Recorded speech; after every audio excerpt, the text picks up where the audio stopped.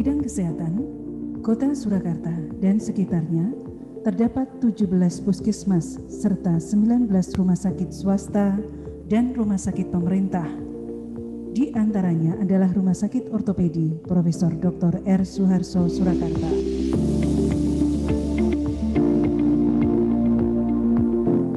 Rumah Sakit Ortopedi Profesor Dr. R. Suharso terletak di Jalan Jenderal Ahmad Yani, Pabelan, Surakarta. Berdiri di atas lahan seluas 10,3 hektar. Rumah Sakit Ortopedi adalah milik pemerintah. Merupakan rumah sakit khusus tipe A di bawah Kementerian Kesehatan Republik Indonesia. Memiliki visi menjadi rumah sakit ortopedi unggulan dengan pelayanan prima,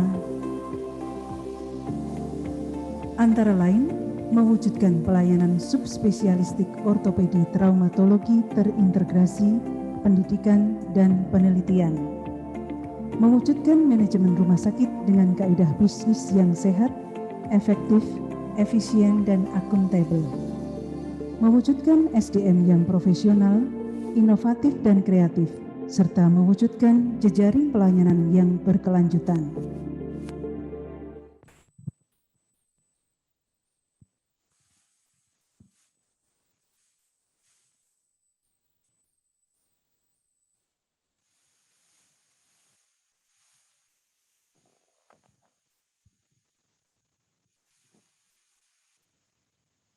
Bismillahirrahmanirrahim. Assalamualaikum warahmatullahi wabarakatuh. Selamat pagi, salam sejahtera untuk kita semua. Di pagi yang istimewa ini, pagi yang semelangat ini ya, panas matahari, dalam rangka memperingati hari ulang tahun Rumah Sakit Ortopedi yang ke-70, Tim Rehabilitasi Pediatrik Ortopedi menyelenggarakan webinar dengan tema 45 menit menjawab. Tidak tanggung-tanggung. 1, 2, 3, 4, 5. 5 narasumber sekaligus akan hadir pada pagi hari ini membahas semua pertanyaan-pertanyaan yang belum sempat terjawab pada seri webinar-webinar sebelumnya.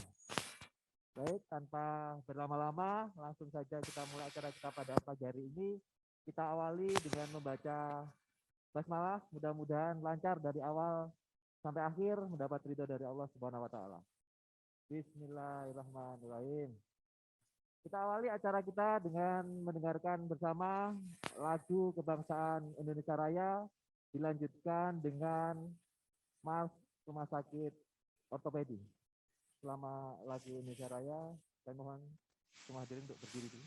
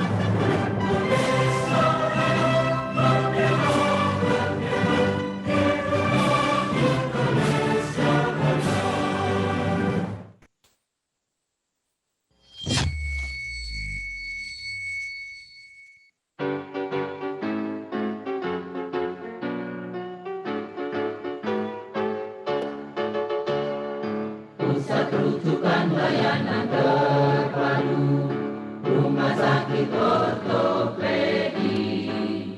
Cepat, akurat, aman dan nyaman, moto kerja rumah sakitku. Ciptakan rasa serta karyamu, pulihkan beban penderita, tingkatkan mutu dan juga prestasimu. RSO Profesor Dr. R. Suharso, kembangkan profesi dan pengabdianmu, abadi jaya RSO-ku.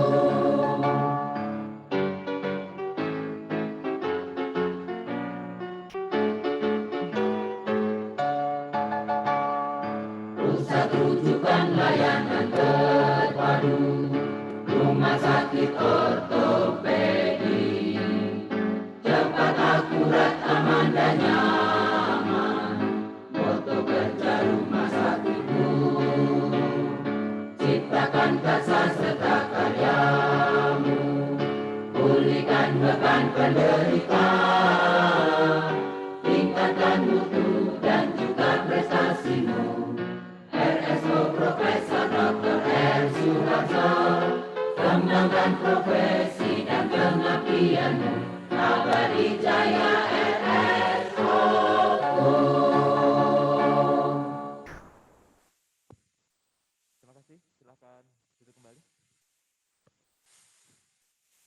Baik, untuk acara selanjutnya sambutan dari Direktur Rumah Sakit Ortopedi akan diwakili oleh Dr. Safil. Kepada Dr. Safil, saya persilakan.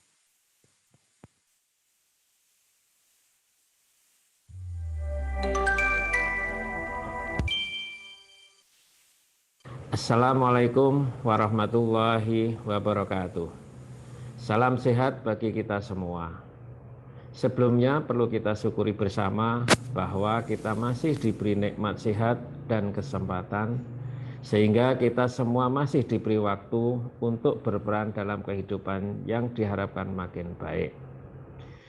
Hingga hari ini, negara Republik Indonesia masih dalam masa pandemi COVID-19. Oleh karena itu, protokol kesehatan masih harus tetap diterapkan. Dan banyak kegiatan dilakukan secara daring. Termasuk Bapak Ibu semuanya pada hari ini akan mengikuti kegiatan secara daring berupa Zoominar yang merupakan bagian rangkaian kegiatan dalam rangka memperingati hari ulang tahun ke-70 Rumah Sakit Ortopedi Profesor Dr. R. Suharso Surakarta. Tepatnya pada tanggal 28 Agustus 1951, rumah sakit ini berdiri di wilayah Surakarta. Rumah sakit ortopedi yang sekarang ini berlokasi di Desa Pabelan, Kecamatan Kartosuro, Kabupaten Sukoharjo, Provinsi Jawa Tengah, terus berkembang untuk meningkatkan pelayanan kepada masyarakat. Usia 70 tahun merupakan usia yang cukup matang bagi rumah sakit ortopedi. Oleh karena itu, banyak peran rumah sakit ini yang dari waktu ke waktu terus ditingkatkan, terutama peran dalam penanganan kesehatan yang berkaitan dengan tulang dan otot. Sehingga masyarakat dunia internasional, khususnya masyarakat Indonesia, makin merasa memiliki rumah sakit ini. Yang bila ada masalah dengan kesehatan, terutama berkaitan dengan tulang dan otot, berpikir pada Rumah Sakit Ortopedi Profesor Dr. R. Suharso untuk membantu mengatasinya. Seperti diketahui bahwa Rumah Sakit Ortopedi yang terutama memfokuskan diri pada penanganan penyakit berkaitan dengan tulang dan otot, didukung oleh banyak dokter spesialis ortopedi dengan konsultan sebagai dokter ahli ortopedi anak, ahli tulang belakang, ahli tumor tulang, ahli rekonstruksi anggota gerak atas dan bawah, yang juga didukung pula oleh dokter spesialis kedokteran fisik dan rehabilitasi medik. Di samping itu, sebagai tim yang solid, dibantu oleh dokter spesialis anestesi, dokter spesialis penyakit dalam, dokter spesialis saraf, dokter spesialis radiologi, dokter spesialis patologi klinik, dokter gigi, serta dokter spesialis anak, dan lain-lain. termasuk para perawat dan fisioterapi, serta profesi yang lain. Sehingga pasien yang datang ke rumah sakit ortopedi mendapat penanganan yang lebih komprehensif atau menyeluruh. Kali ini tim rehabilitasi pediatrik ortopedi Rumah Sakit Ortopedi Profesor Dr. R. Suharso Surakarta akan menyampaikan kegiatan sharing atau bagi ilmu pengetahuan dalam acara 45 menit menjawab. Untuk menjawab aspirasi masyarakat yang ingin mengetahui lebih jauh tentang penyakit atau kelainan yang kali ini tentang tulang dan otot pada anak-anak.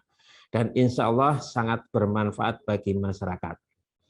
Semoga amal beliau para narasumber dan panitia menjadikan amal jariah. Amin ya robbal alamin. Terima kasih atas perhatian Bapak Ibu semuanya untuk bisa mengikuti Zoominar ini hingga selesai. Wassalamualaikum warahmatullahi wabarakatuh. Terima kasih Dr. Safil atas sambutannya. Terima kasih Dr. Safil atas sambutannya. Langsung masuk pada sesi acara kita pada pagi hari ini. 45 menit menjawab. Kepada seluruh peserta webinar dimanapun berada, simak baik-baik seluruh rangkaian acara kita pagi hari ini karena nanti di akhir acara akan ada 5 door prize menarik bagi yang beruntung. Saya perkenalkan narasumber kita pagi hari ini, ada nggak tanggung-tanggung, ada 5 sekaligus. Semoga akan memuaskan pertanyaan-pertanyaan peserta semua. Yang pertama, Mas Ardian. Ardian ini apa nih? Ortotik prostetik. Ortotik prostetik. Jadi nanti kalau ada pertanyaan-pertanyaan tentang apa? Tentang sepatu ya? Iya. Tentang sepatu pokoknya langsung lempar ke Mas Ardian. Iya. Ardian, oke. Narasumber yang kedua Mas Heru. Mas Heru apa nih? Sub spesialisnya apa Mas Heru? Dan perawat yang berdinas di polipediatri, dokter. Pediatri ya. Iya. Ini tangan kanannya Dokter Anung, beliau sudah ikut dengan Dokter Anung sudah berapa lama Mas Heru? Alhamdulillah saya masuk poliklinik sudah hampir 10 tahun, dokter. 10 tahun? Iya. Waduh, pengalamannya luar biasa. Apa tuh? 10 tahun kok bisa kerasan banget sama Dokter Anung tuh kenapa? Jarang-jarang loh. Baik, terima kasih. Nanti kalau urusan masalah gips, masalah casting, pokoknya langsung Mas Heru yang akan jawab. Ya. Insya Allah, dokter. Narasumber berikutnya nggak usah saya perkenalkan, yang tengah Dokter Anung ya. Beliau dokter ahli tulang, dokter ortopedi, subspesialisnya pediatrik ortopedi ya untuk anak-anak. Selamat pagi Dokter Anung. Selamat pagi Dokter Dedi. Selamat Sehat, pagi para pemirsa. Amin. Amin. Alhamdulillah. Ini yang punya ide di luar sini Dokter Anung loh. Enggak, nih dia teman-teman kok. Oh ada teman-teman. Saya nggak bisa sendiri tanpa teman-teman. Jadi gitu. ide bersama. Maksudnya nggak khawatir hitam atau gimana? Nggak khawatir? Kan salah satu anjurannya berjemur. Oh gitu ya. Nah, kita Berarti ini berjemur termasuk sekarang. salah satu Iya. mengikuti anjuran untuk berjemur. Tapi sebenarnya kalau berjemur itu kan luas permukaan tubuh kita harus banyak yang terpapar sinar. Kurang cocok. Ya ini Bajunya harusnya pakai ya. ya cukuplah mukanya dulu aja. Baik, terima kasih Dokter Anung. Kemudian narasumber kita yang ketiga, Dokter Siswarni. Selamat pagi Dokter Siswarni. Sehat Dok? Alhamdulillah, selamat pagi Dokter Dedi. Ya, selamat terima pagi. kasih. Ini juga sudah berapa lama dokter ini menggeluti masalah rehabilitasi pediatrik ini, Dok? Kalau untuk masalah rehabilitasi pediatri sebenarnya sudah sejak tahun 2004, tapi untuk tim pediatri dengan Dokter Anung semenjak beliaunya dari Amerika untuk Ponseti itu tahun 2008 itu saya sudah membantu kegiatan Dokter Anung dalam masalah pediatri ortopedi. Ya. 2004 ya, 2004 cukup lama ya. Dokter Anung ke Amerika, Dokter Sis diajak nggak Dok? Saya yakin enggak ya, jarang-jarang. Saya acara gini juga nggak pernah diajak Dokter Anung. Baru Kalau kali saya ini. di Amerika, Dokter Sis di Ameriki. Ya, Amerika. Baik, narasumber yang terakhir Mbak Nani ya, Mbak Nani Iya. fisioterapis. Betul. Fisioterapis Iya. ya. Selamat pagi, Mbak Nani. Pagi, Nanti kalau dokter. ada pertanyaan tentang apa fisioterapis langsung Bu Dokter Sis sama Mbak Nani ya. Siap, Mbak enggak Nani. mau siap. Baik, cek dulu suara jelas untuk panitia, suara jelas ya. Baik, langsung kita masuk ke pertanyaan yang pertama. Pertanyaan pertama ini ada orang tua pasien mungkin ya. Setelah anak lulus terapi sepatu FAB, langkah apa yang harus dilakukan orang tua untuk mengoptimalkan tumbuh kembang anak dan untuk memperkecil resiko kekambuhan? Nah, ini mungkin nanti Dokter Anung ya, karena untuk tumbuh kembang anak memperkecil resiko kekambuhan. Kemudian, apakah stretching tetap harus dilakukan? Kalau iya, intensitasnya bagaimana? Hitungannya, apakah lompat dan jongkok juga jalan jongkok apakah masih perlu dilakukan? Oke, pertanyaan pertama mungkin ke Dokter Anung, nanti pertanyaan kedua ke Dokter Sis ya. Yang pertama Dok, ini sudah lulus FAB Dok, mungkin sudah 4 tahun sudah lulus SAB, apa yang harus dilakukan orang tua untuk mengoptimalkan tumbuh kembang anak dan tentunya jangan sampai kambuh kembali? Ya, ini pertanyaan yang sangat bagus ya. Jadi kan kalau sebelum umur 4 tahun, jadi 4 tahun biasanya kan anak-anak itu udah lulus ya. Nah, sekarang kita harus waspada dengan relapse atau kekambuhan jangka panjang. Relapse atau kekambuhan jangka panjang. Nah, langkah yang kita lakukan, kita biasanya minta kepada orang tua untuk anak penderita clubfoot itu masih harus konsultasi atau kontrol sampai umur kira-kira 16 sampai 17 tahun. Jadi pada saat itu dianggap bahwa pertumbuhannya sudah berhenti sehingga kemungkinan kekambuhan betul-betul sudah tidak ada. Jadi nanti setelah lulus dari FAB sudah tidak memakai sepatu lagi, diminta kontrol setiap tahun sekali. Tadi sampai umur 16 tahun ya, 16 sampai 17 tahun. Nah, untuk 1 tahun yang pertama diharapkan kontrol tiap 6 bulan sekali. Jadi 1 tahun pertama 6 bulan sekali, kemudian setelah itu 1 tahun sekali. Kemudian langkah yang kedua, para ibu atau para bapak atau orang tua dimohon untuk selalu mengecek kemungkinan terjadinya relapse. Jadi mengeceknya cukup mudah ya. Jadi salah satunya adalah dilihat apakah anaknya berjalan jinjit atau enggak. Dari yang tadi setelah lulus kakinya bisa menapak dengan sempurna, oh kok sekarang udah mulai jinjit, nah kita harus sudah waspada. Kemudian mungkin anak jongkoknya yang tadinya bisa bagus, sekarang mulai kesulitan untuk jongkok karena kakinya jinjit. Atau kita bisa lihat kalau dari belakang kita lihat ternyata kakinya itu lebih banyak menapak di sisi sebelah luar. Itu merupakan salah satu tanda terjadinya relapse. Jadi pada setiap kali kontrol kita akan periksa kembali kakinya apakah semua deformitas atau kelainan bentuk pada CTF itu sudah bisa tertangani atau justru mulai kambuh lagi. Dan tadi ibu-ibu bisa mendeteksi dini dengan cara yang sangat mudah tadi. Apabila didapatkan tanda-tanda tadi, jari kaki mulai jinjit, kalau jongkok agak kesulitan, dimohon segera kontrol ke rumah sakit meskipun belum saatnya untuk kontrol. Jadi itu langkah-langkah yang sangat berguna sekali untuk mendeteksi adanya kekambuhan secara dini. Begitu Dok. Baik, terima kasih Dokter Anung. Saya kira sangat jelas sekali tadi dipaparkan Dokter Anung apa yang harus dilakukan orang tua untuk mengoptimalkan tumbuh kembang anak dan mencegah resiko kekambuhan. Untuk pertanyaan kedua, mungkin Dokter Sis bisa jelaskan apakah masih perlu stretching dulu? Ini sudah lulus FAB, mungkin sudah 4 tahun lebih ya. Kemudian apa masih perlu stretching? Kemudian lompat, jongkok, jalan jongkok itu apa masih diperlukan? Dokter Sislani, silakan. Ya, terima kasih. Jadi untuk kalau sudah lulus memang sudah agak jarang kita lakukan stretching. Kalau untuk yang masih belum lulus itu kan mungkin harus lebih sering. Tapi seandainya tadi seperti yang diterangkan Dokter Anung, jadi kalau misalnya tidak bisa jongkok atau jalan agak jinjit, nah itu yang harus tetap dilakukan stretching.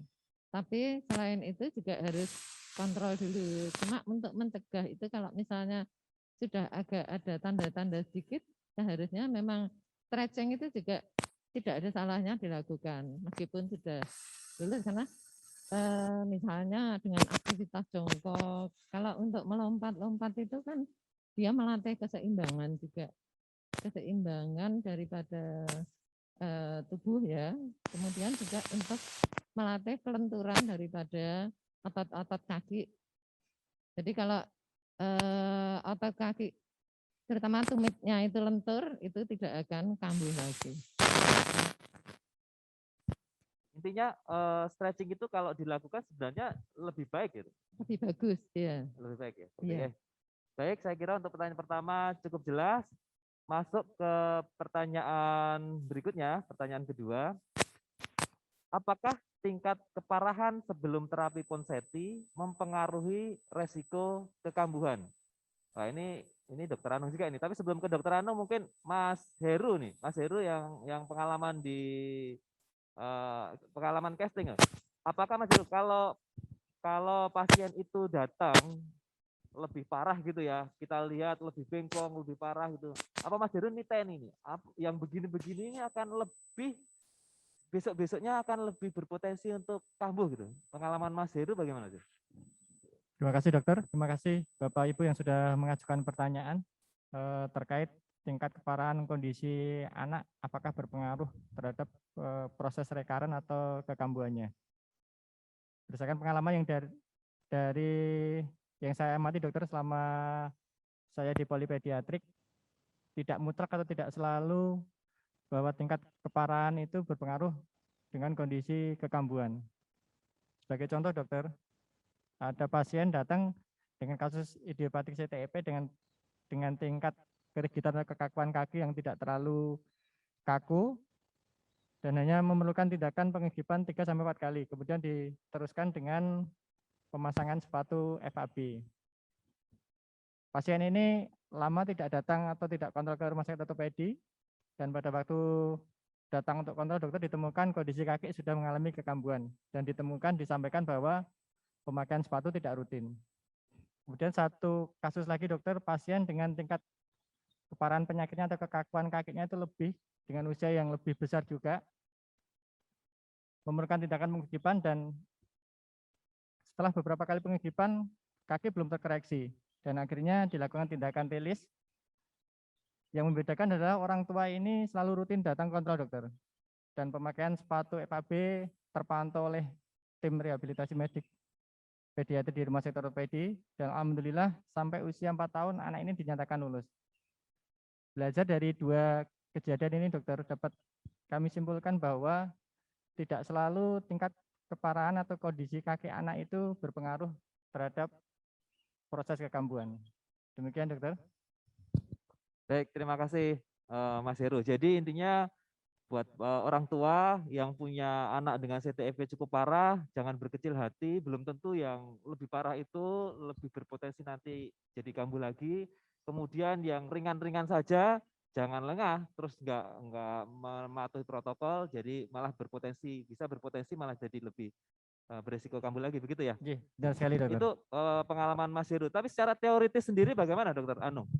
Iya, tadi pengalaman Mas Heru itu memang sesuai ya dengan teoritisnya ya. Jadi memang pengalaman kita juga keparahan tidak mempengaruhi recurrency. Jadi keparahan mungkin mempengaruhi jumlahnya casting ya. Jadi kalau kelihatan parah sekali mungkin gipnya bisa lebih dari 5 kali misalnya. Tapi mereka yang kakinya kelihatan lentur itu mungkin 2-3 kali sudah bisa terkoreksi dengan baik. Mungkin mempengaruhi jumlah gipnya, akan tapi tidak berpengaruh terhadap recurrency-nya. Jadi tetap aja meskipun kelihatan, oh kemarin gipnya cuma 3 kali udah bagus kok.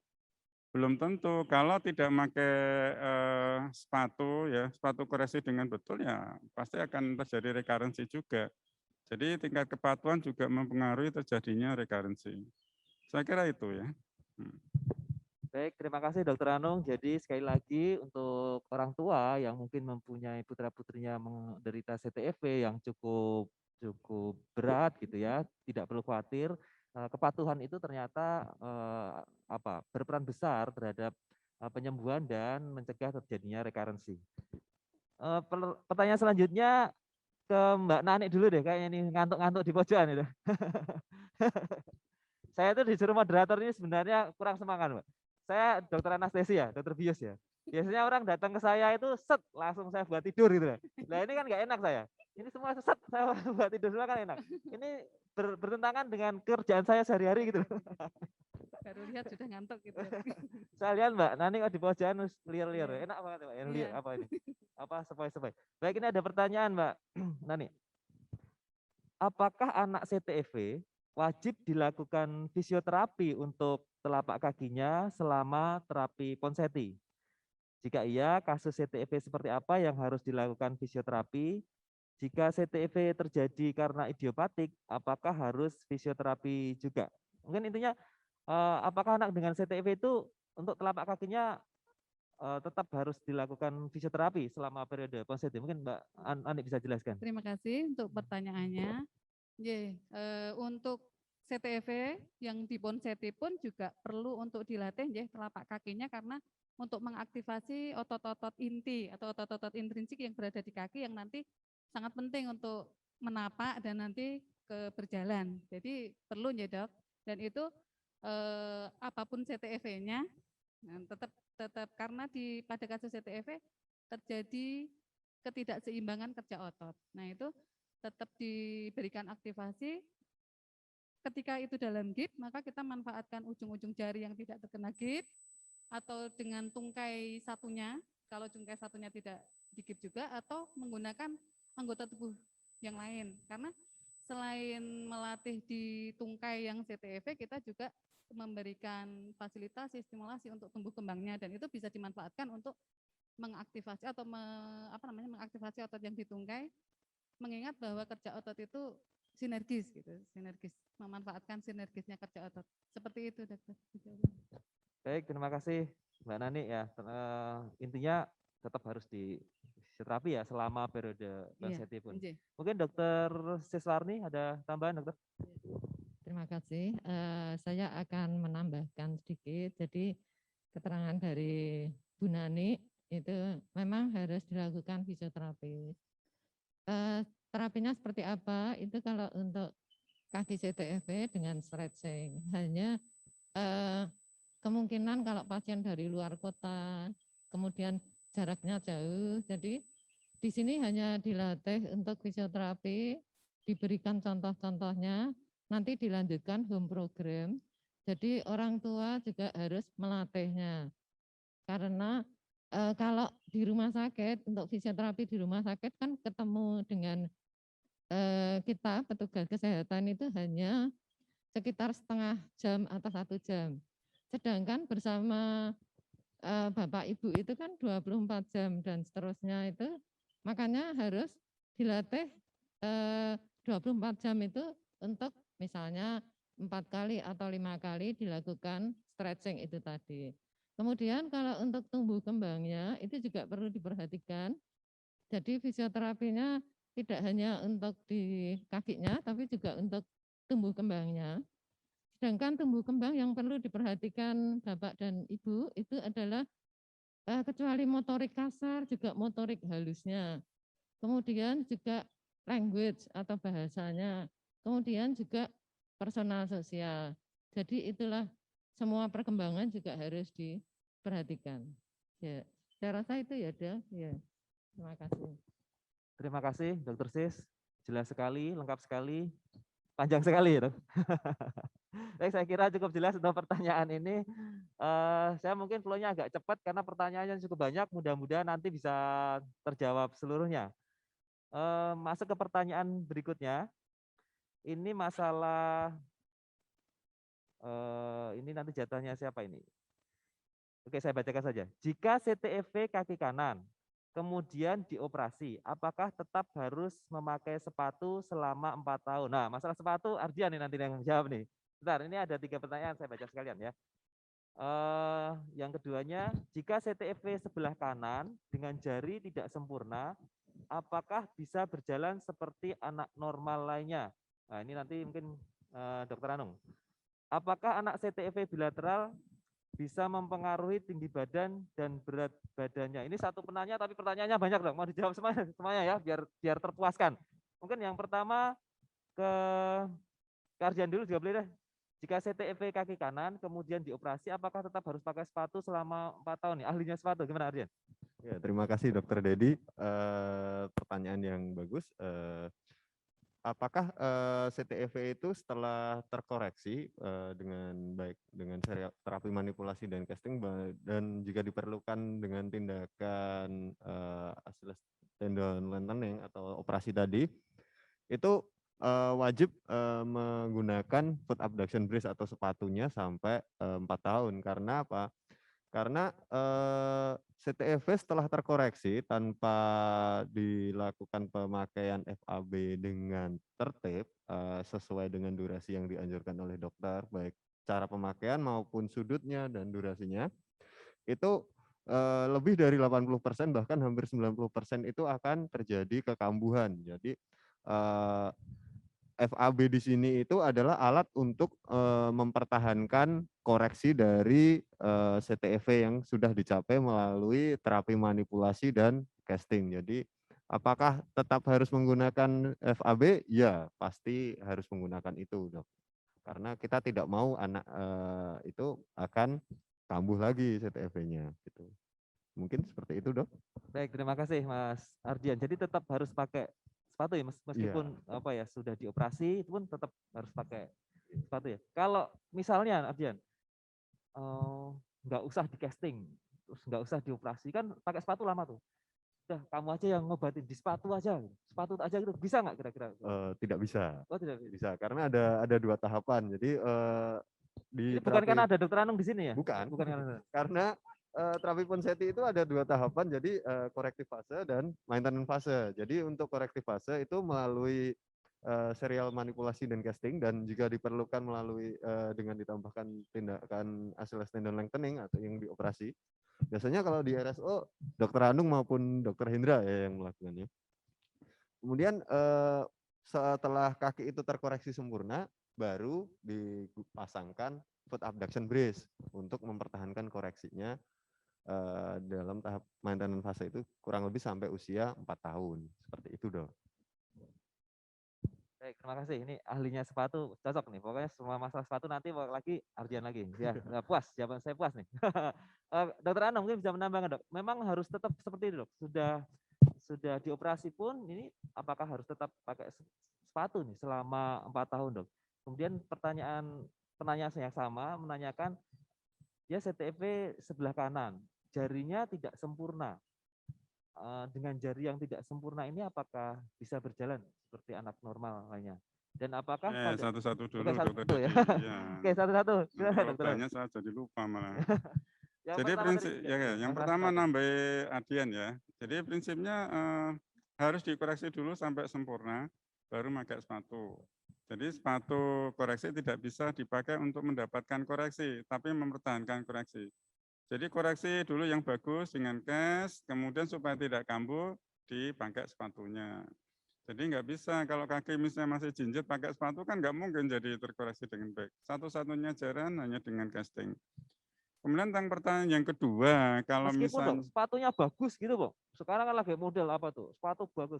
Louis Vuitton gitu, sepatunya keren bagus. Tetap tidak bisa untuk koreksi. Nggak bisa secara anatomis dan secara mekanika nggak pakai sepatu. Ya. Jadi harus bagus dulu kakinya baru dimasukkan ke sepatu yang bagus. Tapi kalau kakinya masih belum bagus nggak bisa meskipun sepatunya bagus. Sepatu yang bagus tetap bisa. Karena mekanikanya kan nggak sesuai gitu ya. Kalau yang tadi pertanyaan kedua ada dengan jari yang tidak sempurna, Dok. Apakah bisa berjalan normal seperti apa? Kalau ada jari yang tidak sempurna, berarti kan ini termasuk yang sindromik CTEV. Kalau sindromik CTEV, insya Allah ya bisa aja berjalan seperti teman-teman yang lainnya.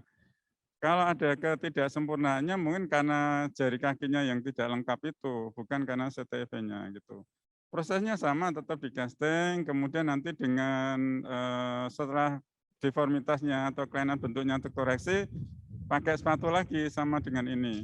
Nah nanti problem tentang pemakaian sepatu pada anak yang tidak sempurna jari-jarinya itu problemnya Ardian ini nanti, karena itu juga agak lebih sulit membuat sepatunya. Tapi pada prinsipnya insya Allah bisa berjalan gitu. Kalau enggak, memang karena ada kelainan yang lainnya itu.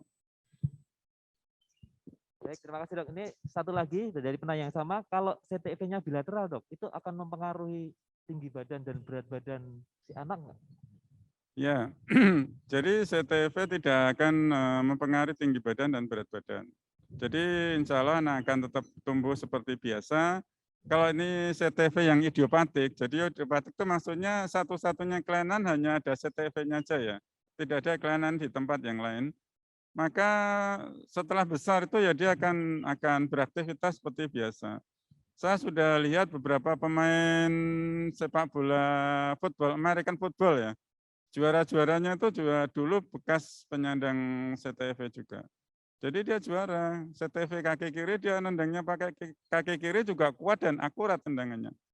Jadi nggak usah khawatir tentang itu. Jadi tinggi badan, berat badan tidak terpengaruh karena CTV-nya. Ya, oke.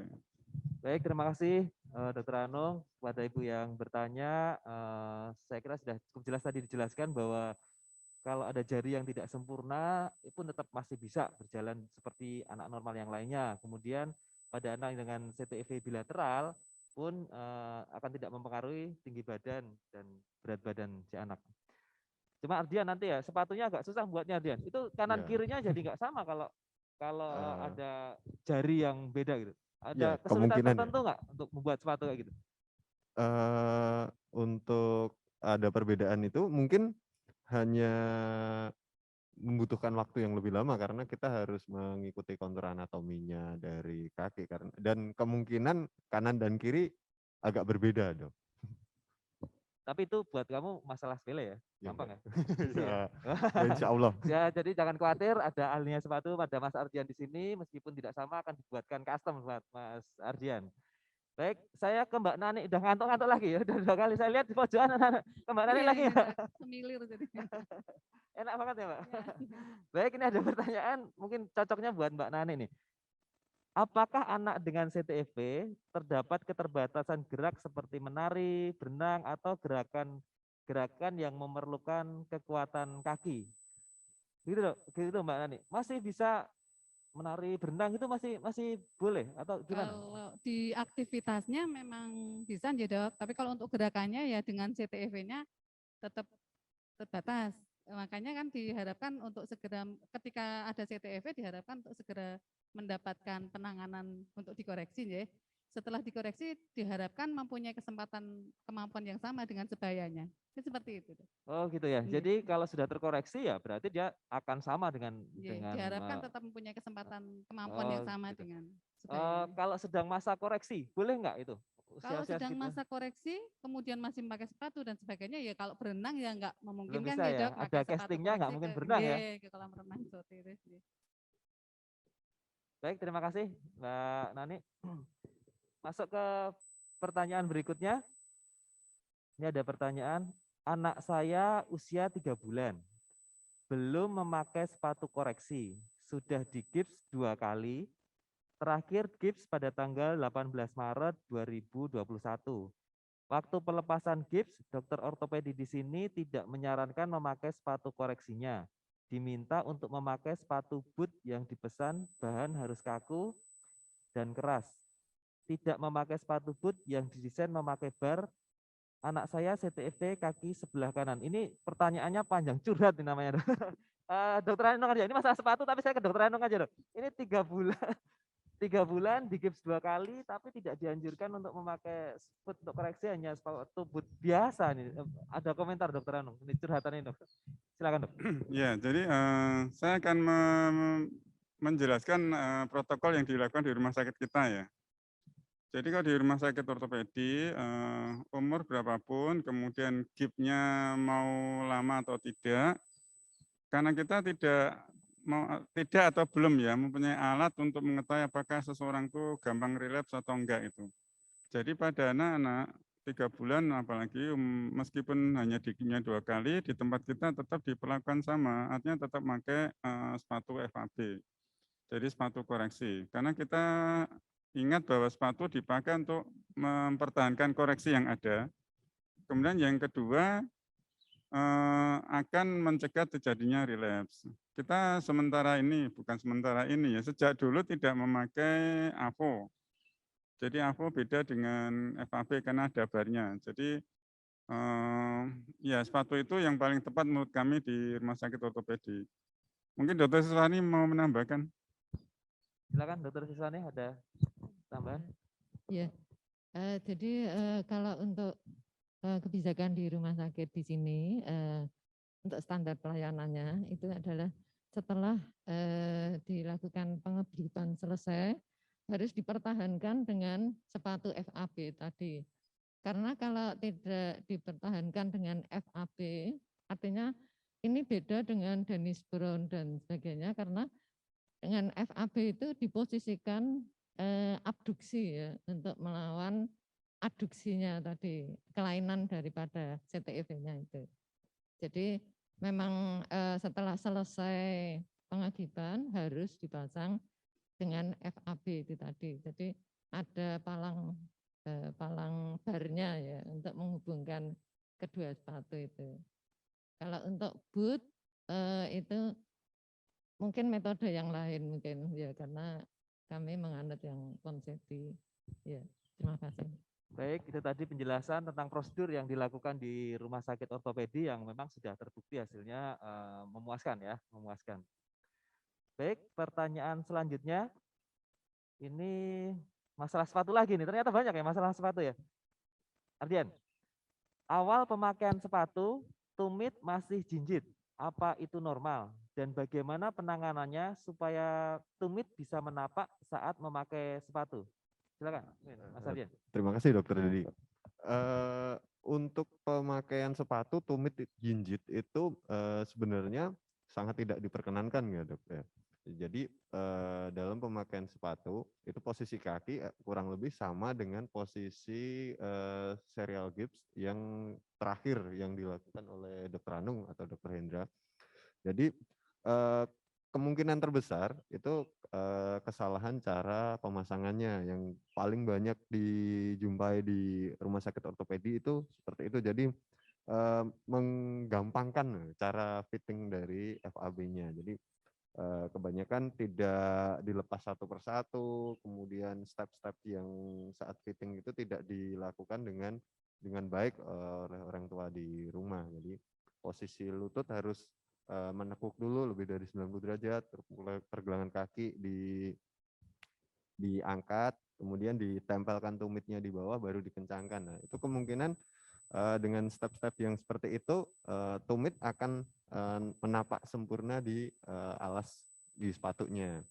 Nah, jika dengan steps yang sudah dilakukan itu belum memuaskan, jadi belum bisa nempel benar-benar di bawah, itu kemungkinan diperlukan beberapa tindakan adjustment di sepatunya agar posisi kaki itu benar-benar menapak sempurna di dalam sepatu. Jadi untuk mempertahankan koreksi itu tidak diperkenankan sedikit jinjit ya.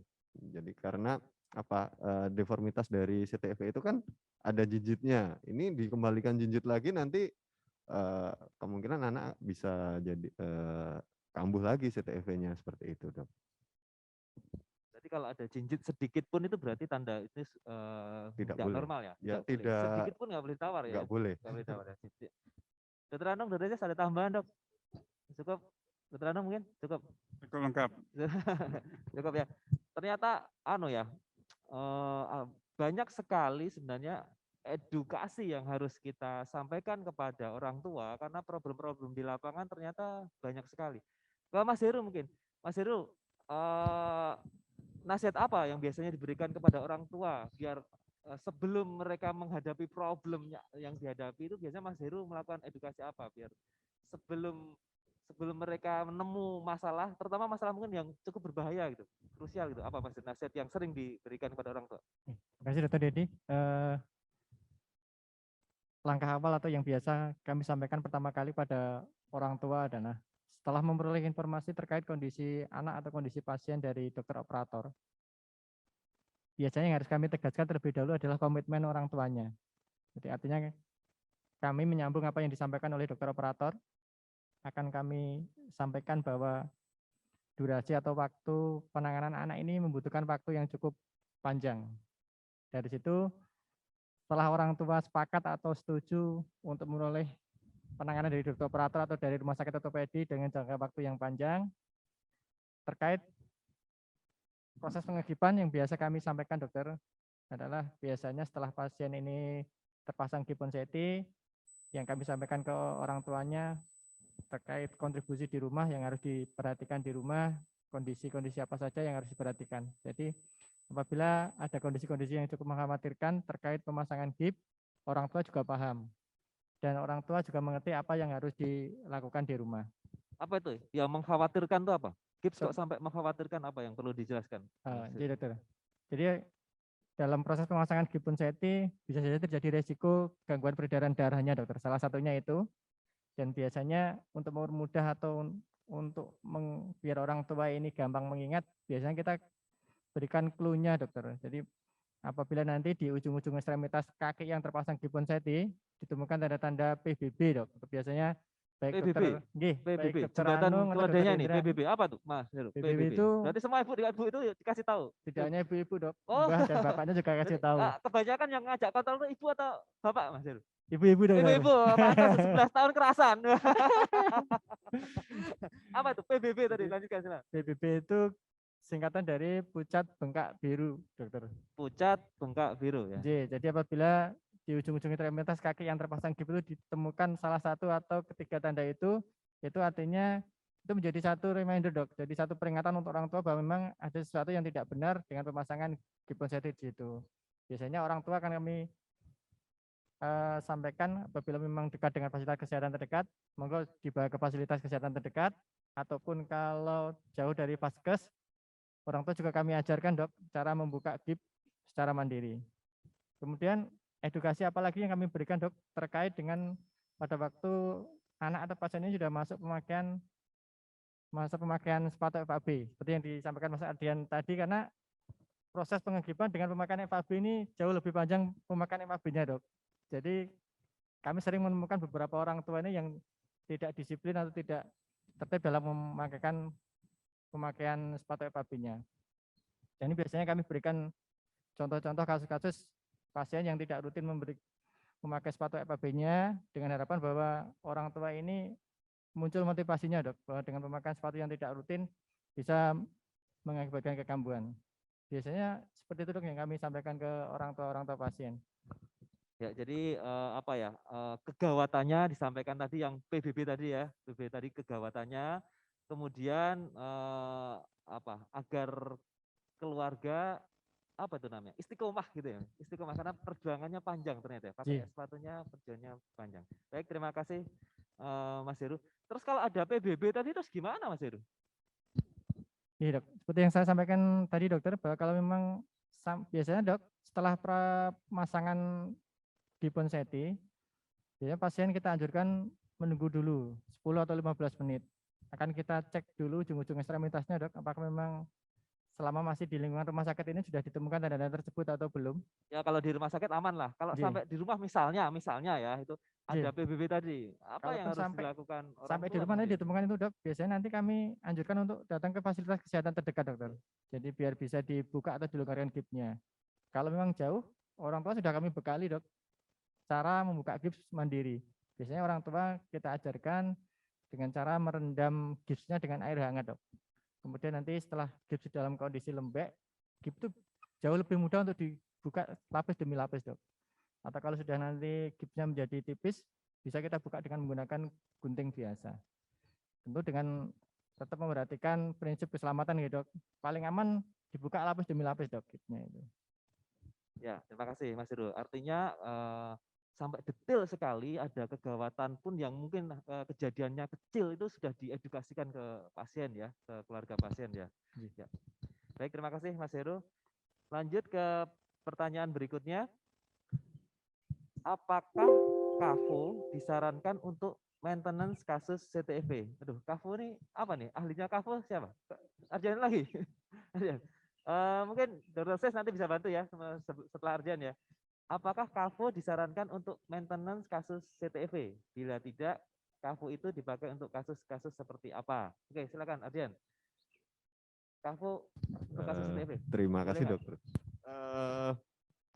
Ya, Kafo itu untuk kasus CTV memang ada beberapa yang pernah kami lihat di internet yang menggunakan CTV, penanganan CTV untuk maintenance koreksinya menggunakan Kafo.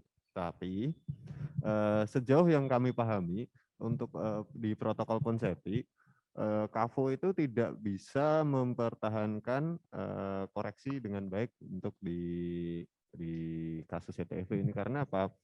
Karena dengan pemakaian Kafo itu tidak bisa men-stretch otot gastrocnemius dengan memuaskan. Jadi kemungkinan dengan pemakaian Kafo hasilnya setelah dilepas itu kaki anak tetap akan kembali jinjit gitu. Jadi harganya udah lebih mahal, kemudian lebih panjang pemakaiannya, jadi hasilnya juga tidak akan memuaskan. Jadi apakah itu bisa digunakan untuk maintenance kasus CTV? Jadi saya jawab kayaknya sangat tidak direkomendasikan untuk di Tidak RSO. direkomendasikan ya. Ya. Terus sebenarnya untuk apa sih sebenarnya Kafo itu idealnya untuk kasus-kasus apa yang?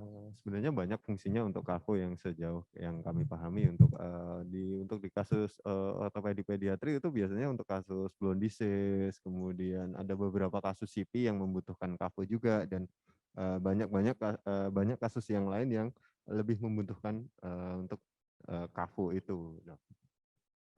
Ya, Itu. terima kasih Adian. Iya. Atau Dokter Sisarni mungkin ada tambahan dok? Ya, terima kasih. Saya akan menambahkan sedikit. Jadi Kafo itu sebetulnya kan singkatan dari knee, ankle, foot orthose. Jadi kalau untuk anak CTEV itu sebetulnya tidak diperlukan karena dia hanya ketidakstabilan hanya pada ankle bukan pada knee. Nah, Kafo itu dipakai untuk kondisi apa? Adanya ketidakstabilan pada knee atau adanya ketidakstabilan pada lutut. Ya. Jadi kalau ini contohnya aja misalnya sehabis operasi lutut, misalnya pada blondisis itu memakai Kafo, bahkan kadang-kadang H-Kafo. Itu dibutuhkan untuk menstabilkan lututnya. Kemudian juga misalnya adanya ketidakstabilan lutut karena misalnya genur recurvatum atau lututnya itu mengarah ke belakang. Lututnya mengarah ke belakang, nah itu kita perlukan dengan Kafo. Ya. Tapi kalau untuk idiopatik CTEV memang tidak diperlukan. Kemudian kondisi lain yang memerlukan Kafo, misalnya pada kelemahan otot. Ini contohnya pada kasus polio atau kelemahan otot yang lain. Ya, terima kasih. Baik, terima kasih sekali Dokter Sis, jelas ya untuk penggunaan Kafo pada terapi Ponseti memang tidak direkomendasikan gitu. Begitu ya? Iya. Baik, masuk ke pertanyaan berikutnya. Ini mungkin ke Dokter Anung. Seberapa besar CTEV akan terjadi pada anak kedua dan seterusnya jika anak pertama CTEV? Ini pertanyaan sekaligus mungkin apa ya, kegalauan ibu-ibu keluarga yang punya anak CTEV gitu, mungkin pengen punya anak berikutnya.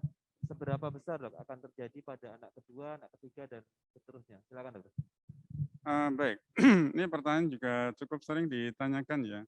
Cuma untuk pertanyaan ini sayangnya kita nggak dapat informasi yang lengkap. Apakah salah satu atau kedua orang tuanya ada yang menderita CTEV atau enggak? Gitu. Jadi kalau misalnya salah satu atau kedua yang menderita CTEV memang kansnya atau probabilitas atau kemungkinan itu memang berbeda. Jadi misalnya kalau sepasang suami istri, salah satunya itu menderita CTEV, maka kemungkinan mendapatkan putra yang CTEV adalah 1:30 atau 3%. Jadi apakah anak pertama dan anak kedua, anak ketiga berbeda kansnya? Tetap sama. Jadi misalnya anak pertama tetap kansnya untuk mendapat anak pertama CTEV ya 3%, 1:30. Yang kedua tetap sama, 1:30. Yang ketiga 1:30, sama sebenarnya. Kalau tadi kalau salah satu orang tuanya ada yang CTV ya, kalau dua-duanya kelaput orang tuanya, kemungkinan punya putra yang kelaput juga itu menjadi lebih besar, kemungkinan menjadi 1:3 atau 30%. 1:3. Kalau kedua orang tuanya normal, kemungkinan mendapatkan anak yang CTV 1:1000. Jadi sama dengan di populasi. Kalau di populasi kan 1 dari 1000 kelahiran hidup adalah CTV itu ya. Jadi ada 1000 lahir hidup, kemudian ada 1 yang CTV. Nah itu kalau kedua orang tuanya normal ya kansnya kemudian 1:1000. Kalau 1:1000 ya untuk satu keluarga itu memang kans yang kecil ya. Tapi kalau di tingkat negara itu 1:1000 itu banyak banget itu. Saya kira mungkin itu menjawab ya. Kira-kira gitu. Baik, terima kasih dokter. Intinya kalau misalnya kedua orang tuanya itu tidak ada kelaput, anak pertama kelaput nih pada kasus ini ya, pada kehamilan berikutnya, kalau bicara kemungkinan 1:1000 tadi tetap 1:1000 ya. Baik, saya kira jelas sekali tadi penjelasan dari Dokter Anung. Ke pertanyaan berikutnya, seberapa besar pengaruh CTV dengan fisioterapi daripada CTV tanpa fisioterapi? Wah ini mungkin rumahnya jauh nih, rumahnya jauh. mau nawar dong. Jadi mungkin Mbak Nani apa Bu Sis dulu nih. Ini seberapa besar sih pengaruhnya kalau CTV nggak usah di fisioterapi aja gitu. Bu Sis sama Mbak Nani dulu, silakan. Oh Bu Sis, Dokter Sis Nani silakan dok. Iya sebetulnya ini sudah terjawab tadi yang pertanyaan Bu Nani tadi yang tadi sebetulnya. Jadi seberapa penting ya pasti penting karena kan tapi tergantung jenisnya ya, tergantung kelainannya juga itu tadi. Kalau yang idiopatik ya mungkin yang diperlukan hanya stretching itu aja. Tapi kalau misalnya ada keterlambatan perkembangan untuk fisioterapi untuk melatih perkembangannya, menstimulasi dan memfasilitasi perkembangan yang terlambat. Tapi kalau misalnya ada kelainan yang lain, jadi yang sindromik, yang bukan idiopatik, ya mungkin harus itu karena mungkin ada kelainan-kelainan sendi atau misalnya tangannya dan lain-lain. Ya, terima kasih. Mungkin Mbak Nani. Mbak Nani ada tambahan? Terima kasih dok. Begini kalau hubungannya dengan ke rumah sakit ini atau tidaknya nanti program fisioterapi itu kan bisa dibawa pulang ya dok itu dan kemudian kita edukasikan ke keluarga dan sebagainya. Peran fisioterapi di sini pada CTV karena di CTV ini sering kita temukan ketidakseimbangan kerja otot seperti itu kemudian ada keterbatasan gerak seperti itu ya. Yang kita lakukan adalah mengaktifasi otot kemudian memfasilitasi, menstimulasi dan fasilitasi itu tetap kita berikan dan di tumbuh kembangnya juga kita juga mengawal tumbuh kembangnya karena diharapkan dengan pemberian latihan untuk keseimbangan kerja otot tadi kemudian luas geraknya juga bisa kita kawal istilahnya untuk tumbuh kembangnya ya diharapkan tidak terjadi keterbatasan gerak dan fungsi seperti itu. Kalau yang dimaksudkan dengan perlu fisioterapi itu harus ke rumah sakit ya mungkin programnya itu tadi programnya bisa dibawa dilakukan oleh keluarga dengan oleh edukasi dan tetap perlu dilakukan katanya dok. Terus kalau boleh diizinkan saya naik lagi yang tadi pertanyaan tadi yang ketika dalam koreksi apakah boleh aktivitas tadi ya dok? Saya hanya terpaku pada berenangnya saja tadi kalau pakai sepatu koreksi atau dalam Gibbon-Seti-nya, dalam FAB-nya kan berenang nggak mungkin. Namun kalau untuk aktivitas menari atau aktivitas lain tidak dari pandangan dari sisi fisioterapi tidak masalah sebenarnya dok.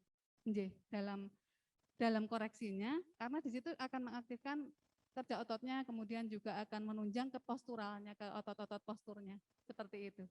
Ya, terima kasih Dr. Sis, Mbak Nani.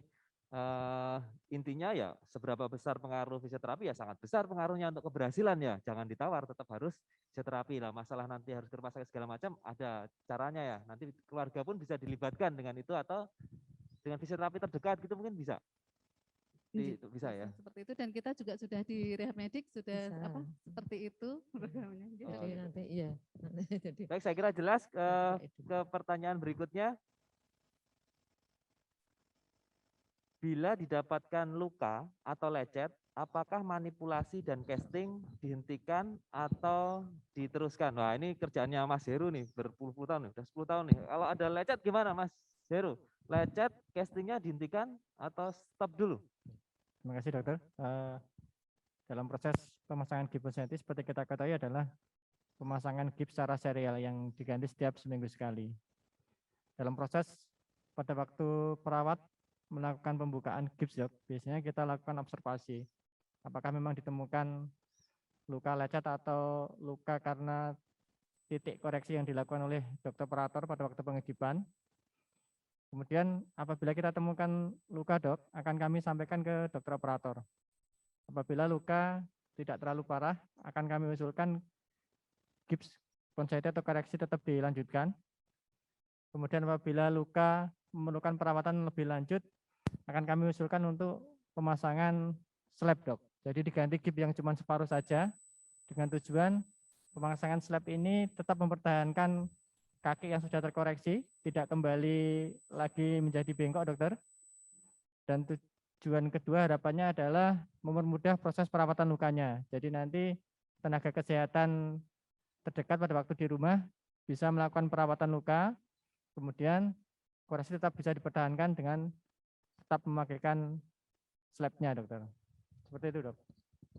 Baik, terima kasih Mas Heru. Saya kira cukup jelas tadi ya. Saya kira cukup jelas sudah dijelaskan Mas Heru.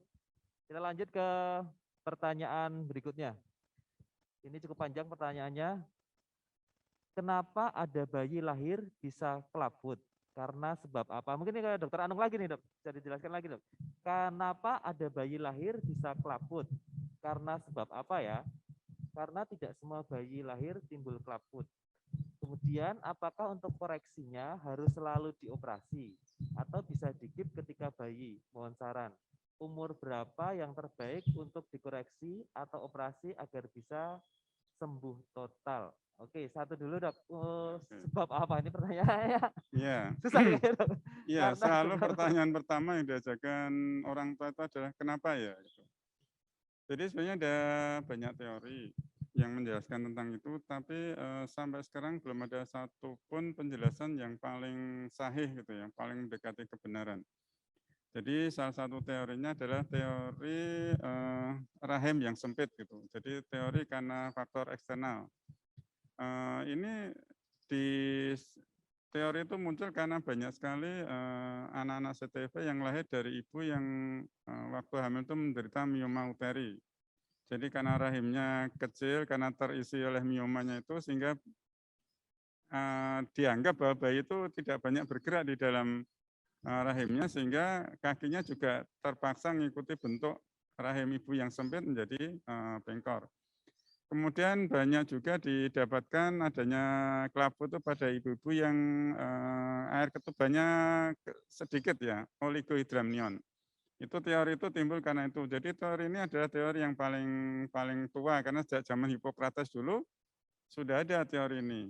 Teori yang kedua yang lebih maju adalah teori genetik ya. Genetik karena diketahui ada gen-gen tertentu yang menyebabkan adanya kelainan pada otot-otot di sisi sebelah dalam dan di sisi sebelah dalam kaki dan sisi di belakang dari pergelangan kaki. Jadi istilah kita di sisi posterior dan sisi medial. Oleh karena adanya kelainan pada gen ini menyebabkan otot-otot di situ menjadi memendek, akhirnya menarik kaki itu masuk ke dalam dan memuntir, yang kita lihat sebagai kelaput sekarang. Tetapi para ahli sepakat bahwa itu sifatnya multifaktorial. Jadi penyebabnya enggak hanya cuma gen aja, bisa juga ada penyebab-penyebab lain. Jadi kalau menanyakan mana yang paling tepat faktor penyebabnya, kita nggak bisa menjawab, hanya bisa menyebab bahwa itu multifaktorial, banyak penyebab gitu. Yang tadi pertanyaan berikutnya? Baik, intinya di multifaktorial ya. Jadi kalau mungkin ada pertanyaan faktor makanan selama kehamilan, faktor kekurangan nutrisi atau vitamin segala macam itu ada pengaruh dok? Enggak. Satu-satunya yang sudah kita ketahui misalnya CTV yang sindromik ya, karena spina bifida itu penyebabnya kan spina bifida. Nah, spina bifidanya itu bisa terjadi karena defisiensi asam folat. Karena defisiensi asam folat dari spina bifida, nah spina bifida mempengaruhi kakinya sehingga terjadi clubfoot gitu. Tapi kalau langsung menyebabkan pada clubfootnya sejauh yang saya ketahui nggak ada. Baik. Terus untuk koreksinya dok, apakah harus selalu dioperasi atau bisa dengan GIP aja ketika bayi? Mohon sarannya dokter. Kalau kita bicara tadi pertanyaan ketiga kapan sebaiknya dilakukan ya? Maksudnya umur berapa sih yang terbaik dok kalau untuk koreksinya atau operasinya agar bisa intinya gimana biar bisa sembuh total? Kapan waktu yang terbaik? Jadi kalau kita pakai metode yang tanpa operasi ya, jadi metode Ponseti. Namanya metode Ponseti kan ditemukan oleh Profesor Ponseti. Ya isinya adalah dimanipulasi, di stretching, kemudian setelah di stretching dipasang GIP sampai ke paha bagian atas. Itu yang terbaik adalah ketika umur bayi itu masih 1 minggu atau lebih muda dari itu.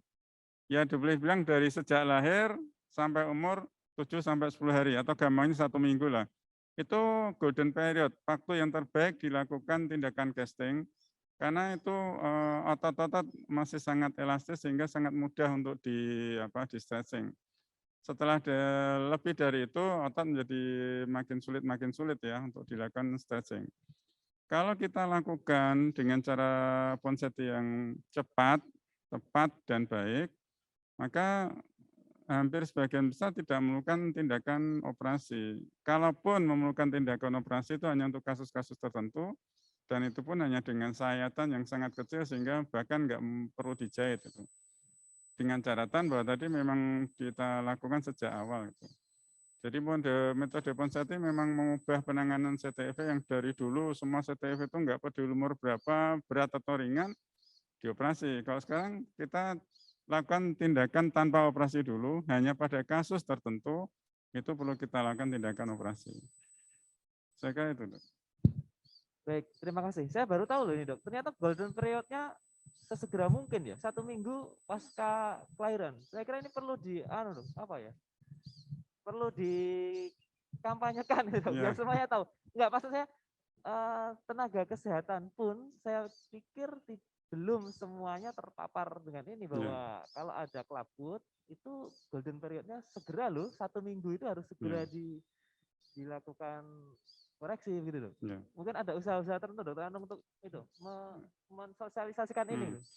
Jadi sebenarnya tiap tahun mesti ada sosialisasi seperti ini ada, tapi ya saya kurang tahu kenapa belum ini.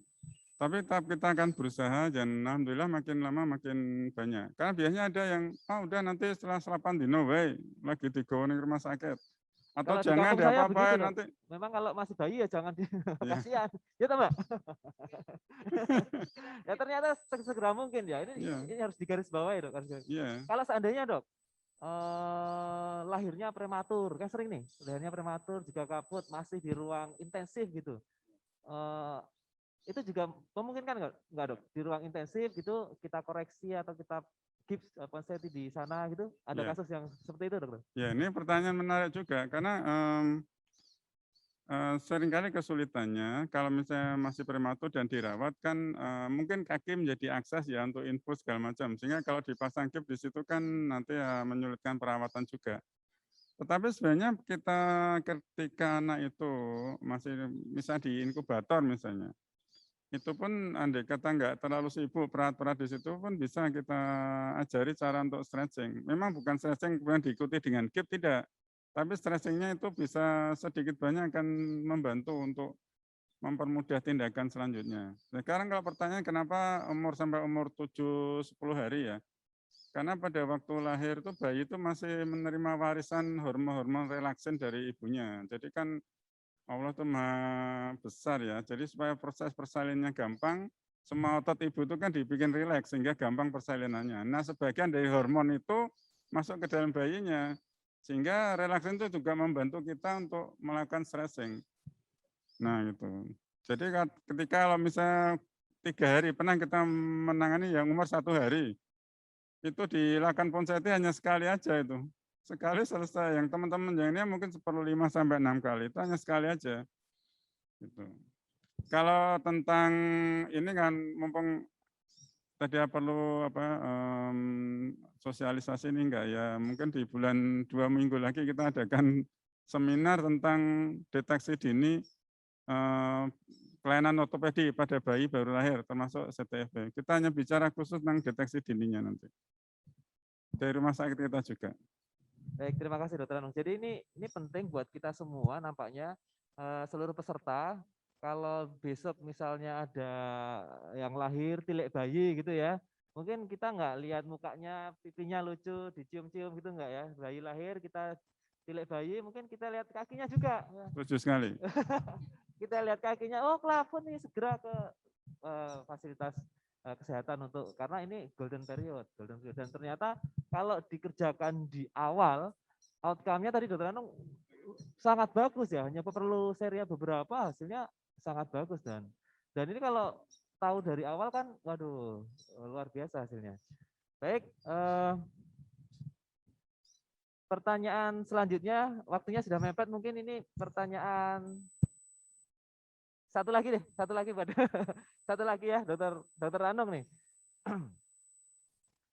Dalam penanganan CTFV, adakah kriteria pasien digolongkan terlambat memperoleh penanganan?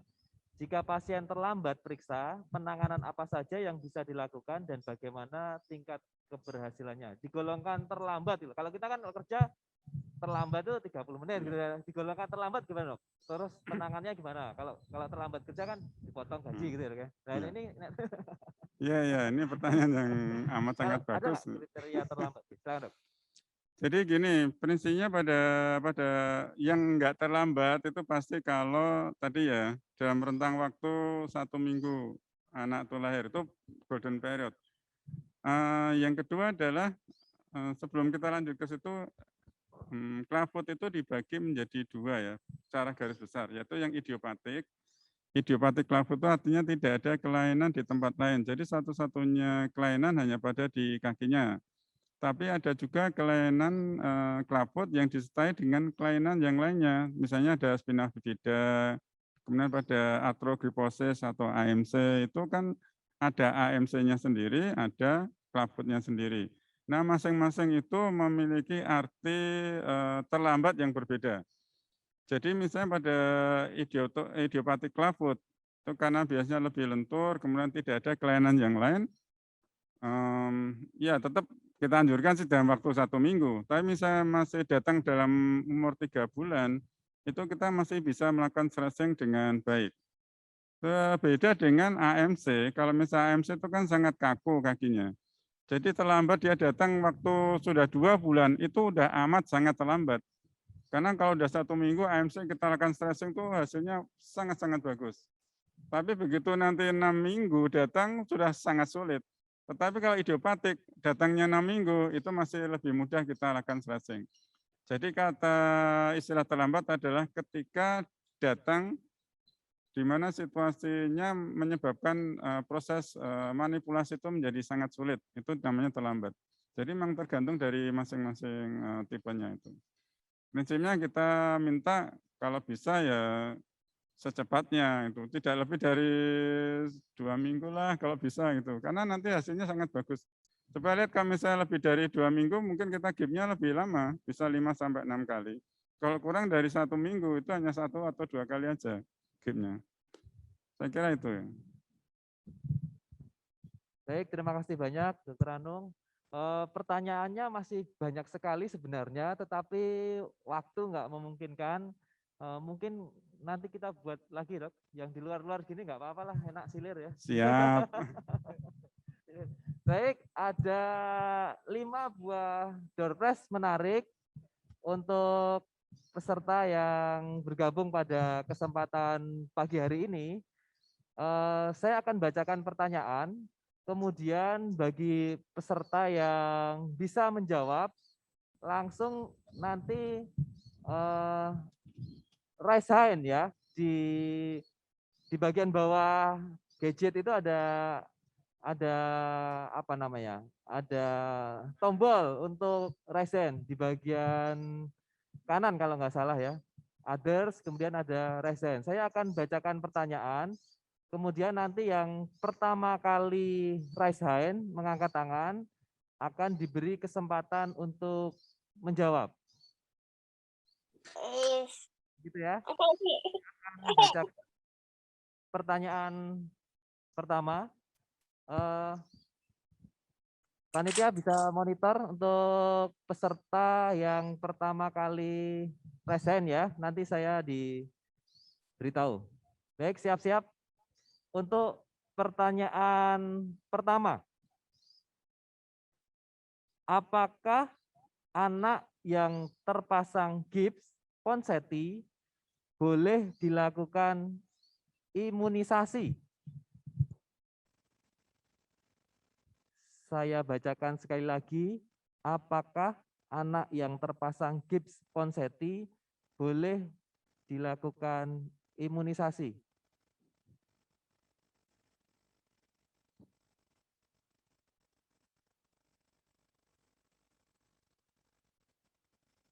Sudah ada yang raise hand?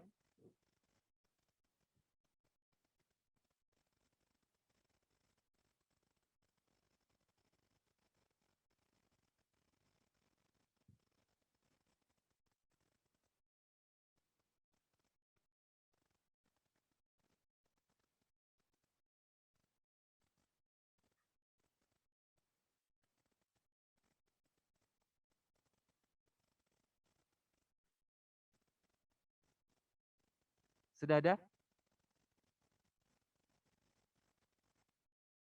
Mungkin saya bisa dibantu panitia official untuk Untuk saudara Halkal silakan. Itu kita akses unmute, silakan di unmute. Ya, halo, assalamualaikum. On kamera. Silakan. Ya, On kamera. sebutkan nama, baru kemudian silakan menjawab pertanyaan. On kamera. Ya, nama saya Jessica. Mama dari Haikal Fatan Gazawan. Halo. Kameranya bisa di on, Ibu. Oh ya, sebentar. Kameranya tolong. Sebentar, kamera. Sebentar ya. Halo. Kameranya.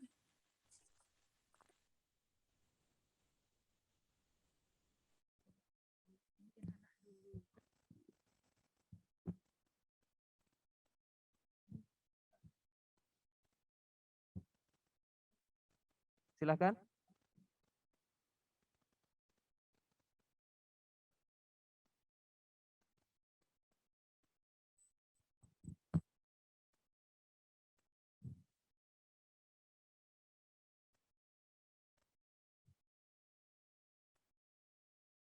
Official mungkin tidak perlu on kamera, nggak apa-apa. Mungkin belum dandan ya. Nanti nunggu Silakan dandan Ibu agak Halkal lama. dilanjut. Ya, nunggu sekolah S2 selesai. Asal jawabannya benar nggak apa-apa.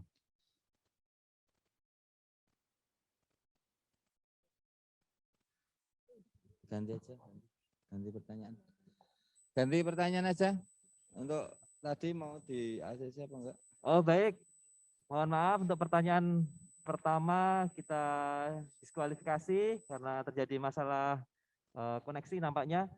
Baik, untuk pertanyaan selanjutnya, siap-siap. Seluruh peserta ya. Kapankah waktu yang terbaik untuk anak dengan CTFW mulai dilakukan terapi manipulasi dan serial casting?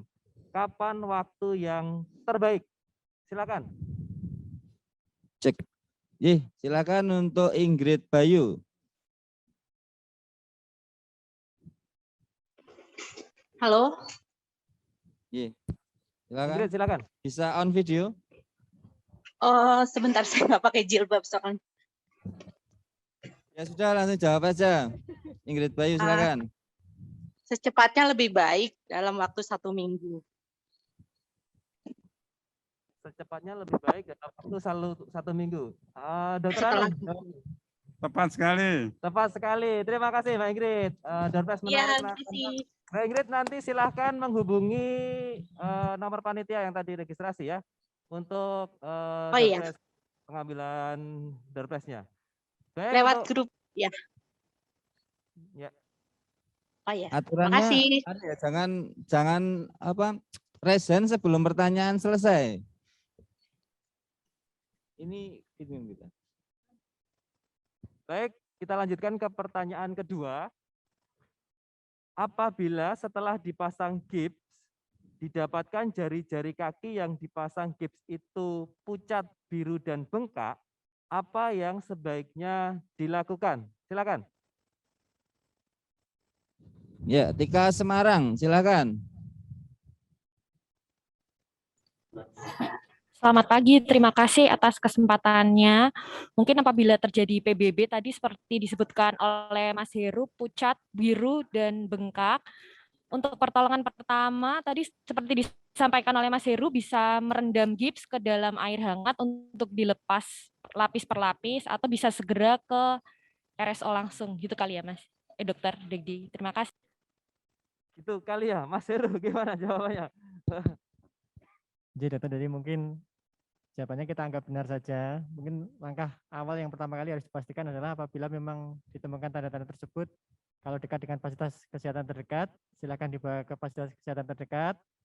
Kemudian apabila jauh dari vaskesnya, boleh dibuka mandiri oleh orang tua di rumah. Tapi benar jawabannya. Jawabannya benar, terima kasih.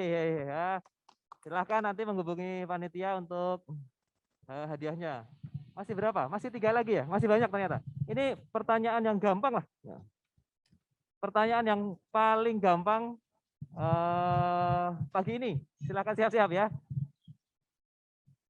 Ulang tahun yang keberapakah Rumah Sakit Ortopedi Profesor Dr. R. Suharto Surakarta tahun ini? Saya tahu jawabannya nih.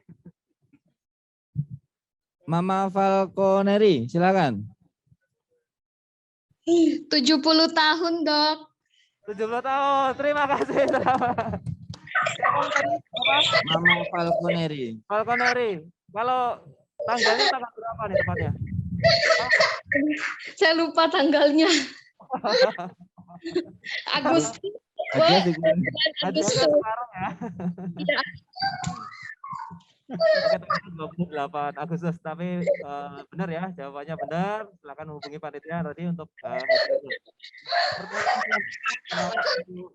sudah mepet. Ini agak sulit, sedikit lebih sulit nih, sulit.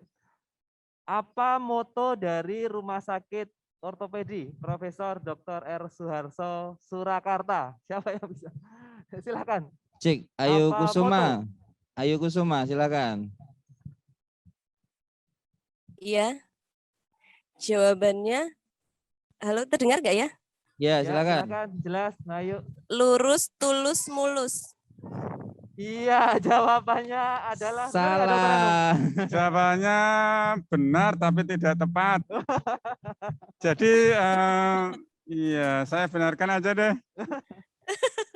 Jadi kalau moto rumah sakit kita adalah cekatan ya. Cepat, akurat, aman, dan nyaman. Kalau lurus, tulus, mulus itu adalah moto dari 45 menit bersama. Tapi kalau saya jadi jurinya, saya menangkan nih, boleh?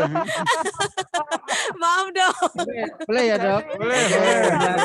Terima kasih. Bisa langsung dari Dokter Anung ya. Nanti baik, ayo ya, terima kasih ke Dokter Anung. Iya, terima Untuk kasih Ibu dok. Ayu Kusuma, bisa diulang moto rumah sakit apa ya? Apa yuk tadi moto rumah sakit yuk? Cekatan. Cekatan Apa ya, itu? sudah. Panjangannya apa? Cepat. Ayo. Oke, lanjut silakan. Baik, terakhir ya. Ini udah 5 tadi ya? 4. Satu lagi. 4, satu lagi. Baik, satu lagi. Oke, siap ya. Bila didapatkan luka atau lecet, apakah manipulasi dan casting dihentikan atau diteruskan? Silakan. Oke, Saudara Nata. Casting tetap dilakukan, Dok. Casting tetap dilakukan, apapun kondisinya. Iya. Silakan yang jawab. Iya. Dokter Anung apa Mas Heru? Mas Heru. Kalau dokter Anung mesti cukup benar. Mas Heru aja. Terima kasih dokter Dedi. Mungkin kalau ini karena jawabannya nanggung juga ya Bu Nata. Jadi Karena dulu kan anak saya Ines juga begitu Pak Heru. Jadi lecetnya disembuhkan dulu sama Pak Heru, diberi kayak plester gitu, terus kemudian dilakukan casting gitu. Oh, iya. Jadi seperti yang kami sampaikan tadi bahwa memang untuk kejadian luka yang tidak terlalu parah atau tidak perlu memerlukan tindakan perawatan luka yang lebih lanjut, memang proses casting diperlukan dokter. Kemudian apabila luka lecet itu lebih parah atau memerlukan perawatan lebih lanjut, kita ganti dengan pemasangan back slab atau slab dokter, seperti itu. Jadi mungkin jawabannya benar dok, karena ibunya ini mengalami sendiri dokter. Baik, jawabannya benar ya. Jawabannya benar. Jurinya Mas Heru, saya ngikut lah. Jurinya Mas Heru. Makasih Pak Heru. Kata ya. Jadi tanpa terasa. Dokter Dedi sebentar. Bisa tambah satu pertanyaan yang atas nggak itu? Yang mana dokter? Yang paling pertama tadi.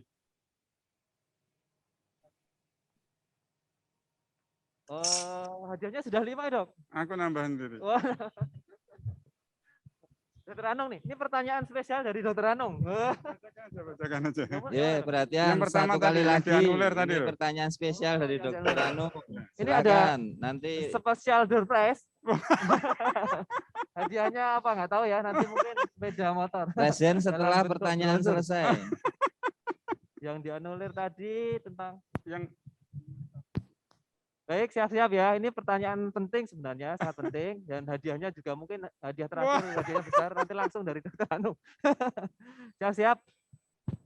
Apakah anak yang terpasang gips ponseti boleh dilakukan imunisasi? Silakan. Apakah yang terpasang gips ponseti tetap boleh dilakukan imunisasi? Untuk Nuraini Dewi, silakan.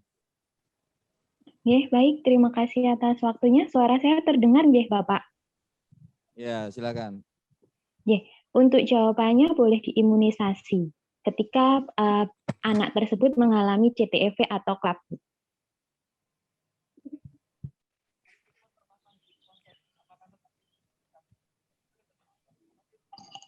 Halo, Bapak?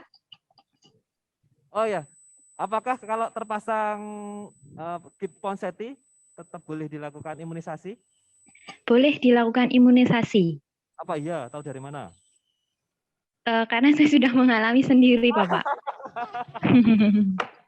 Dokter Anung, silakan dok. Benar apa enggak dok? Iya benar sekali. Iya Enak, benar Dok. sekali. Karena Ini Milo. kita masih mendengar banyak anak-anak yang sedang dalam periode casting itu ketika waktu imunisasi itu, mohon maaf, petugas yang memberikan imunisasi itu menolak karena rasanya masih di casting. Jadi benar sekali nggak ada halangan untuk dilakukan imunisasi. Ya, oke. Selamat dengar gitu. Ya. Terima kasih. Matur nuwun. Tesnya sudah habis. Sebenarnya paling seru itu pembagian door prize ya. Sebenarnya 45 menit membagi door prize lebih seru kayaknya. Bisa bikin acara 45 menit membagi door prize. Jadi motonya Anda puas, kami pun lemas. Tanpa terasa 45 menit sudah berlalu, kita sampai di penghujung acara kita pada pagi hari ini. Mungkin sebelum kita tutup, masing-masing narasumber ada closing statement atau mungkin diwakili Dr. Siswarni, Dr. Anung, siapa dulu nih closing statement, Dr. yang senior dulu, Dr. Sis dulu mungkin closing statement dokter untuk kita semua untuk keberhasilan rehabilitasi pediatri. Silakan dokter.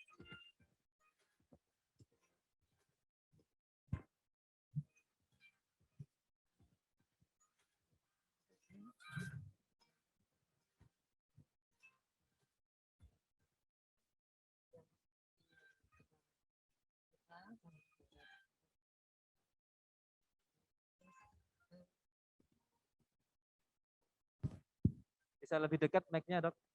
Ya. Ya, terima kasih sekali karena ibu-ibu dan bapak-bapak yang dari orang tua dari pasien ini sangat antusias mengikuti. Kami mengucapkan banyak terima kasih dan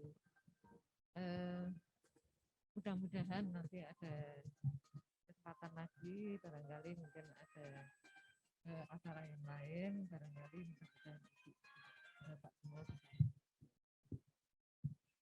Terima kasih Dr. Sis. Closing statement dari Dr. Anung, Dok, silakan. Oke, sebelumnya saya ucapkan terima kasih kepada semua pemirsa hari ini ya, yang telah mengikuti webinar hari ini.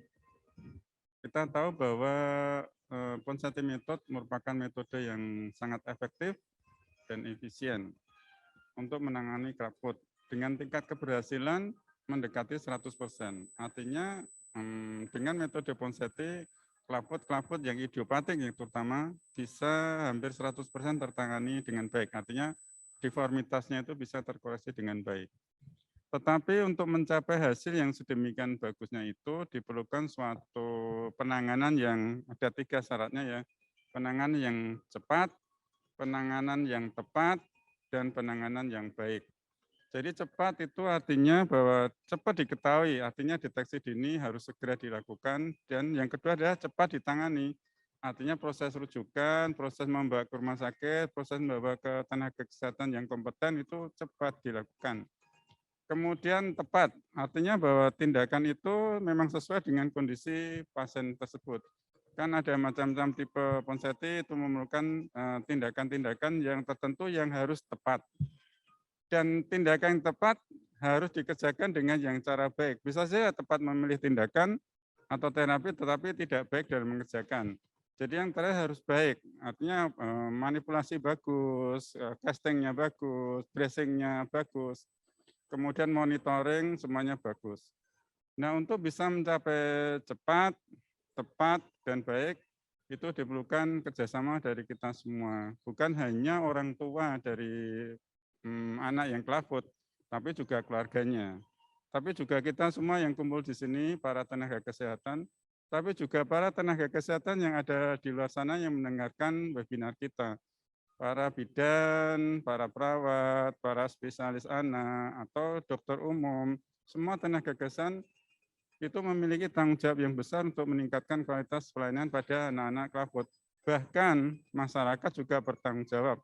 Bahkan terlebih lagi adalah negara ikut bertanggung jawab terhadap penanganan clubfoot ini. Kita tahu bahwa masih banyak anak-anak clubfoot yang belum mendapatkan akses kesehatan secara maksimal. Saya kira itu, Dr. Dedi. Terima kasih. Baik, saya paling senang itu kalau acara sama Dr. Anung ya. Isinya daging semua, terus quote-nya yang terakhir tuh mesti nendang gitu. Baik, tanpa terasa kita sudah sampai di penghujung acara kita pada pagi hari ini. Saya tidak bisa memberikan kesimpulan karena apa yang sudah kita bicarakan tadi isinya itu kesimpulan semua. Tapi kalau boleh saya memberikan analogi, ternyata bahwa perjuangan kita melawan disabilitas, perjuangan kita melawan CTEV misalnya tadi itu seperti halnya perjuangan bangsa ini untuk merdeka. Jadi semuanya harus bersatu namanya. Seluruh komponen bangsa harus bersatu. Semua pemberi layanan kesehatan harus bersatu. Tidak bisa Dr. Anung saja kerja sendiri, Dr. Sis kerja sendiri. Semuanya harus bersatu, bekerja sama, kolaboratif gitu ya. Dan jangan lupa peranan orang tua dan keluarga adalah kunci keberhasilan. Saya kira itu dari saya. Kita akhiri perjumpaan kita pagi hari ini. Terima kasih kepada seluruh pemirsa yang hadir dengan join webinar. Terima kasih kepada seluruh narasumber. Sekali lagi terima kasih banyak. Official semua terima kasih banyak. Sampai jumpa pada seri-seri webinar pediatrik ortopedi selanjutnya. Terima kasih. Wassalamualaikum warahmatullahi wabarakatuh.